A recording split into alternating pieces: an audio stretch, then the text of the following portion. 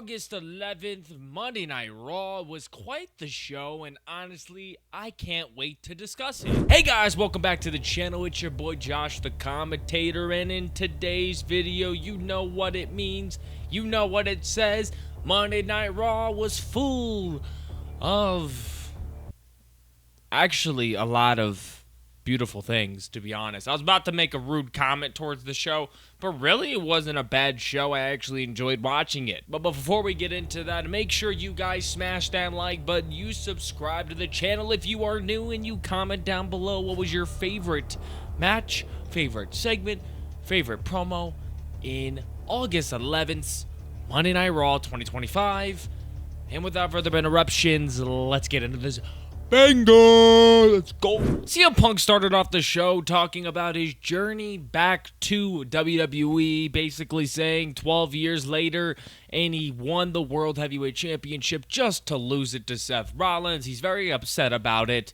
And there's another individual who's also really upset about it, and he decided to show up as well, as CM Punk's talking about his loss at SummerSlam. Yes, LA Knight's music hits, and he makes his way down to the ring to basically say that he deserves the World Heavyweight Championship opportunity first. He doesn't doubt that CM Punk doesn't deserve it. He says that CM Punk will deserve his title shot, but LA Knight feels like he should get it first due to the fact that CM Punk interrupted his World Heavyweight Championship opportunity last week. Not too much going on here, not very physical, more just arguing back and forth, but another person shows up, and actually three people show up. It's none other than Paul Heyman, Mr. Shuafala, Tribal Thief, Bronson Reed, and Braun Breaker, the future of WWE, all show up, and Paul Heyman proceeds to basically tell them about blah, blah, blah, CM Punk's a douche, wah, wah, wah. Like, we don't know that already, that he was a douche in the past. But CM Punk was like, I want to fight, I want to beat y'all up. And then Paul Heyman's like, that's a great idea. Let's do LA Knight, CM Punk versus Bronson Reed and Braun Breaker. I was really excited about this. I'm stoked about this. Like, at this time in the episode, I was really hoping the match was going to happen right then and there, but obviously it was going to be a main event match. It definitely deserved to be a main event match. But yeah, that was pretty much the segment. Super cool. The camera pans to El Grande Americano walking in with Dirty Dom into the Judgment Day zone. Okay, this is the Judgment Day space, and Finn Balor instantly noticed a member who shouldn't be in there. So he pulled Dirty Dom to the side and asked him, why is El Grande Americano in our safe space? To sum all this up, Dominic responded with, he's going to be using El Grande Americano. He doesn't know that, but he's going to be using him because when he fights for the AAA Mega title, he wants to bring it back to the Judgment Day, and he's going to take any sort of precaution that he can in any sort of way where he can win with ease. And obviously, two people versus a one versus one, I mean, sounds a lot easier than people understand. I mean, a double team on both guys. Yeah, I mean, I get why Dom's doing it, but obviously it's the sneaky way out. It's going to be a fun one. I think AAA is cooking right now, and obviously their best show of the year's coming up in Mexico City, so like, you know it's going to be a poppin' one, and it's going to be a banger for sure. Now we got AJ Styles and Dragon Lee versus Dominic Mysterio and El Grande Americano in a tag team match. I gotta say, this match was what it needed to be. I think it's one of the best matches of the night, and you know, I think the way it ended too was exactly how you wanted it to end. Look, if it was gonna go Dirty Dom's way, it had to be done in a dirty fashion. You had to play the dirty game to win if you're Dirty Dom. I mean, come on, bro. So this match was pretty much back and forth most of the time. Both competitors either side, you know, AJ Styles doing AJ Style things, Dragon Lee being athletic and moving around the ring like no other. El Grande Americano being hilarious with his taunts and his, you know, everything he does is funny. I love Ludwig Kaiser, by the way. He's playing a great El Grande right now. And also Dirty Dom just playing the heel to perfection. But yeah, towards the end of the stage of this match, El Grande Americano does what he does best and grabs that steel plate. And as he went to put it in his mask, AJ Styles did a step up at Seguri. It dropped it to the floor, and Dirty Dom was right there putting his own mask on, and he put the steel plate on his mask, or not on it, in his mask, obviously.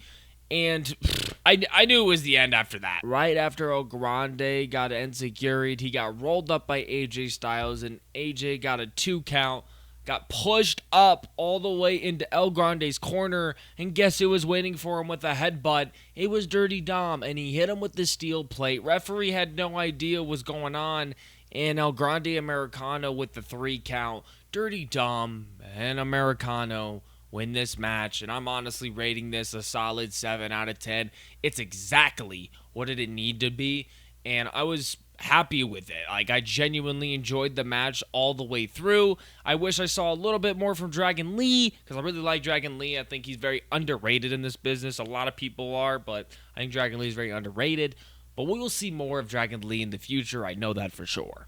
To follow up that tag team victory, we had Sami Zayn going one-on-one with Rusev. Sami Zayn did ask that Sheamus would not interfere in this match, and that if he were to interfere, it would be after the bell rings when Sami Zayn wins, because he was very confident that he was going to beat Rusev. In my mind, if I was going up against Rusev, I wouldn't be that confident. It's a little overconfident, okay? But I like Sami Zayn's confidence. He's in his hometown. I get it a lot. The crowd was into this match like no other. The Sami Zayn chants, just everything just went crazy. A notable spot is Sami Zayn hitting a nasty Arabian press to take out Rusev outside. Rusev did take a shot at Sheamus, kind of mocking him from doing the 10 beats on Sami Zayn, which I really thought Sheamus was going to interfere at that moment when he was doing it, but he didn't. The match went pretty smoothly. Not really, actually. A lot of stuff happened because as Sami Zayn was trying to finish this match, take this victory on Rusev, the MFT showed up. And, I think this is really going to be setting up just a huge, and I mean just a huge War Games match, because the MFTs taking out Sami Zayn, a former Bloodline member, and Sheamus also arriving to take out Rusev, which is a whole different storyline that I'm excited for.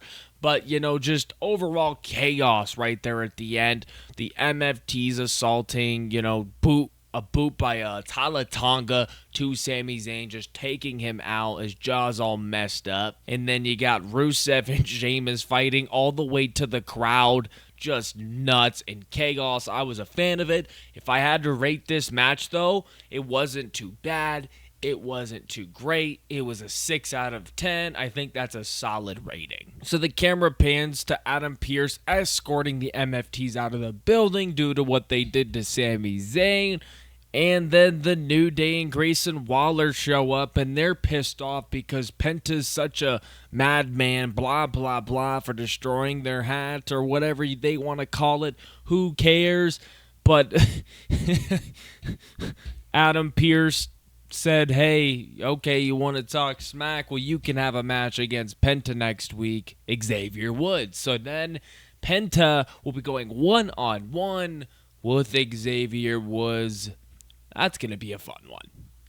We did get a cool little scene with Bronson Reed talking about everything, and the only thing I really got out of this was him kind of harassing Roman Reigns, saying how he made this shoe a falla because of him, and just kind of crapping on him. Like, basically just crapping on Roman Reigns, saying he made a fool out of him, he's like a high school bully to him. just crapping on Roman Reigns. I mean, homie really wants that smoke from him. I don't understand why. I mean, that's the tribal chief right there. But, Bronson Reed is the tribal thief in record. So, I mean, this could be a tribal combat 2.0. I mean, why not, right? We got Io Sky versus Roxanne Perez to follow that segment. And I gotta say, this was the best match of the night. I know you guys are thinking like, man, the big tag team match wasn't your favorite. No, absolutely not. Actually, this one was literally what it needed to be. I mean, it was a 9 out of 10. Literally just Oh, I loved it. I loved it. It was a very back and forth match, and both competitors were showing off their athleticism, showing off their ring abilities, and just ring skills in general. And it just shows that both of these people are talent. Like, they're just straight raw talent. My favorite spot of this match was Roxanne Perez jumping off the top rope, and Io Sky with a drop kick that nailed Roxanne perfectly. And obviously, Perez is a great seller, so it just looked fantastic. I didn't mention it, but Io Sky requested that the Kabuki Warriors did not get in the way of this match, too. Same thing with the whole Sheamus and Sami Zayn thing. But yeah, in this sense, the Kabuki Warriors shouldn't be involved, right? But they did get involved, and it took a turn for the worst. Now, as they were trying to defend Io Sky, they actually hurt her in this situation. Roxanne ended up rolling up Io Sky due to the fact of her being distracted by the Kabuki Warriors, and Roxanne Perez defeats Io Sky. Now, this match was an easy 9 out of 10. I mean, it was an easy 9 out of 10 for me. I might be making a really bold statement here. You know, a lot of people look at this, it was just like a basic match. No, but to me, that was pitch perfect wrestling. You know what I'm saying? You had your highs, you had your lows. You had perfect wrestling abilities in the ring. They had multiple spots that I loved it, man. It was just pitch perfect to me. Obviously, the Kabuki Warriors were devastated. They felt bad, and Io Sky was frustrated. And, I see both sides, right? One side is, man, I feel bad. I'm sorry. That's not what I was trying to do. And the other side is, I literally told you guys not to come out. And then, they came out, so yeah, I get both sides here, but there's a future segment that we will talk about in this video. Next up, we have a camera pan to Jey Uso and a reporter, which she asked Jey Uso how she felt about Roman Reigns being absolutely destroyed last week, to which he responded, obviously very heartfelt and sad because that's his cousin and he loves him to death, and that Bronson Reed and Braun Breaker are on his hit list, and so is Seth Rollins in that World Heavyweight Championship. Now, as soon as he mentions all of this, and then he mentions the World Heavyweight Championship, well, LA Knight shows up. LA Knight ends up telling Jey Uso right off the bat that he needs to get to the back of the line, and that LA Knight is the first person to face for that title. Jey Uso disagrees. These both dudes get into an argument, blah, blah, blah. You get the gist. And the camera pans away. The screen faded into Io Sky and the Kabuki Warriors being, genuinely sad for Io Sky, and Io Sky kind of pissed off. And eventually, a big situation happened. Asuka pushed, and I mean pushed the hell out of Io Sky in anger, really upset about the whole situation because Io Sky didn't understand the whole, why they were out there. But Io Sky was like, hey, I told you, the same thing I was talking about earlier in this video. But yeah, it looks like they're falling apart, but we'll see if they regain any traction in the future. But keep an eye on that. You never know. Maybe an Asuka true heel turn, and it could be for the best for her as her character development is. It would be nice to see Kairi Sane go on her own and be a WWE wrestler by herself, but it's just so hard because there's so much talent in the women's division now that it's like, where do you fit in? How do you set yourself apart from everyone else, right? Because everybody has their own skills. What do you bring to the table? That's just how wrestling is.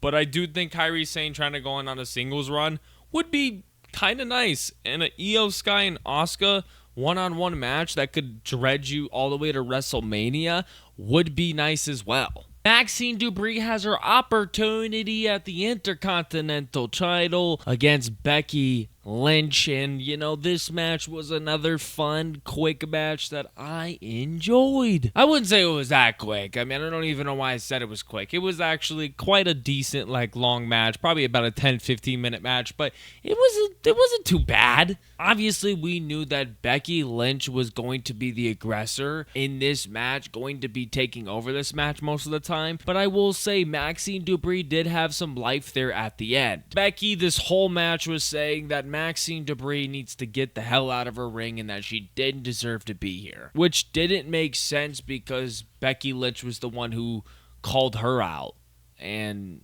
it didn't make sense. But during the match, if you watch the match, you understood it a little more, but it still just didn't make sense to me because she called her out. So why are you saying get out of my ring when you literally called the woman out to a match? Like, it just doesn't make sense to me. Maxine Dupree did show some life, like I said, but after multiple roll-up pins and eventually Becky Lynch turning a roll-up pin into a disarmer, Maxine Dupree tapped and Becky Lynch retained. Camera pans then to none other than Seth freaking Rollins with the Oracle, Paul Heyman, as well as both the Bronze. Seth Rollins mentions that he hates Canada, essentially calling it a dump, and that he wants to leave as soon as possible. Before Seth leaves, he mentions that, you know what, this is your guys' night. You guys go take care of business. So he thinks that the Bronze are going to absolutely demolish and handle business in the ring. I could see it. Like, you know, like, look at those dudes. Those dudes are huge. But overall, a very quick segment. Seth Rollins essentially saying he's leaving the dump they call Canada. I didn't know Canada was a dump. I actually been to Canada, and it looks pretty nice. Next up, the camera pans to none other than our reporter in Lyra Valkyria, which she talks about the whole Bayley situation when the reporter asked her about it, and she says she had no idea. She has nothing to do with Bayley now ever since Bayley kind of ruined her Intercontinental title match, and now she can't even go for the IC title as long as Becky Lynch is champion. She's kind of really pissed off at Bayley, and she just doesn't want anything to do with her, which I get. I think Lyra is going to be a great women's wrestler in this division. I think she's a great wrestler already, and I think her promo skills are only going to get better. She's not the greatest on the microphone sometimes, but, you know, you got to start from somewhere, and she's very, like, she consistently gets better each time she touches a microphone. So I do think she's getting a lot better, and she will be up there at the top definitely one day. Now we're on to our main event where both the Bronze go into a tag team match versus CM Punk and LA Knight. And like I said 3 other times in this video, it's exactly what it needed to be. LA Knight and CM Punk working together was really fun to watch, and they were a pretty good tag team in the beginning. Both the Bronze being powerhouses, Braun Breaker throwing his body out there over the commentary table, just freaking insane. I don't understand how he doesn't break any bones from that. Towards the end of this match, CM Punk setting up the go to sleep. Well, we thought he left this dumb place of Canada, but Seth Rollins shows up and starts assaulting. And I mean assaulting CM Punk, assaulting LA Knight, and so does Bronson Reed and Braun Breaker. These fellas had a little help though. They had Moneyman Uso. Main event, Jey Uso made his way down the ring with a chair, and it helped him at first, but ultimately Seth Rollins just getting the upper hand over Jey Uso and the Oracle, and it did help that Jey Uso was there, but then again, like, the other two were dead from that match, and obviously Seth Rollins is Seth Rollins, and it got too much for Jey, and unfortunately, you know, they stand tall. Seth Rollins, the Oracle, Braun Breaker, Bronson Reed just start assaulting, a tsunami on pretty much everybody, a stomp on pretty much everybody. Yeah, they just dominated there at the end of the match, and, you know, just, it is what it is. But hey, CM Punk and LA Knight did win by DQ, so that means they're better, right? But if you guys enjoyed this video, make sure you smash that like button and you subscribe to the channel if you are new. And turn those post notifications on if you want to be notified when I upload on this channel, whether it's YouTube Shorts or just normal YouTube videos. But I will catch you guys in the next banger. Peace out.